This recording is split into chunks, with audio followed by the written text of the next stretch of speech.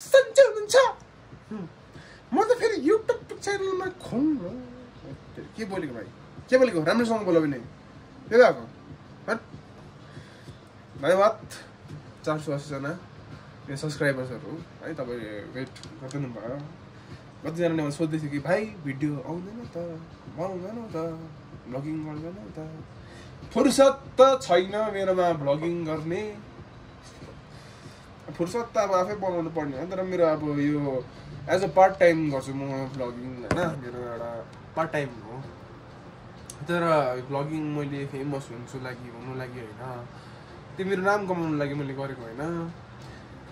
as मलाई अब एउटा मेरो के भन्नु एउटा हबी भनेर चाहिँ अब ठानेर मैले मेरो हबी जस्तो ठानेर चाहिँ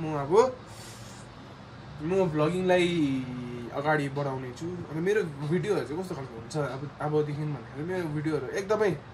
नो सिनेम्याटिक शट्स नथिङ मेरो एकदम र हुन्छ र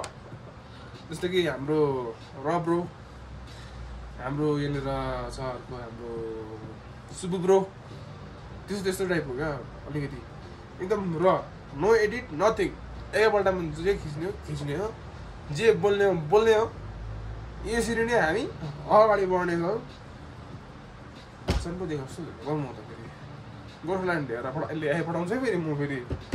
स्विजरल्यान्ड त बनाउनु सकेन तर म दार्जिलिङलाई चाहिँ फेरि के गर्नु दार्जिलिङमै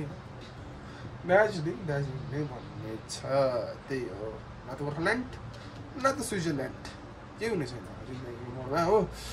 त्यो हामी अब होइन जिन्दगीको मोडमा चाहिँ के गर्नुपर्ने छ भन्दाखेरि जिन्दगी मोडमा चाहिँ आफ्नो जिन्दगी चाहिँ एकदम राम्रो बनाएर जानुपर्छ केटाकेटी हो पैसा रुपियाँ कमाउनुपर्छ इज्जतमा बस्नुपर्ने हो त्यो बिच के भएको सम्झाउनु थालिसु फेरि मान्छेहरूलाई फेरि हो अनि त्यसरी म किन भिडियो बनाएको भन्दा चाहिँ त्यो नर्मल छ मेरो भिडियो बनाउने आज किन हो भन्दाखेरि चाहिँ अबदेखि कन्टेन्टहरू आउनेछ यसो है भिडियोहरू आउनेछ त्यसै कारण तपाईँले जसले पनि यो भिडियो हेर्नु हुँदैछ मेरो भिडियो जो नयाँ आउनुहुन्छ मेरो युट्युब च्यानलमा उहाँहरूले चाहिँ लाइक गरिदिनुहोस् होला सब्सक्राइब गरिदिनुहोस् होला बेल आइकन पनि त्यो थिचिदिनु होला किनकि मेरो अपडेटहरू नयाँ अपडेटहरू के आउँछ हो त्यसो हेरिदिनुहोस् होला हो आशा राख्छु तपाईँले मलाई सपोर्ट गरिदिनुहोस् होला मेरो यो युट्युबको बुझ्नुभयो अब म नेपालीमा त्यो अलिक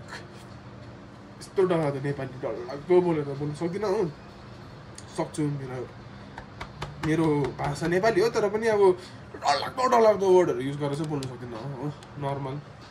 जति छ होइन ल यसै भन्दै धन्यवाद लभ यु दार्जिलिङ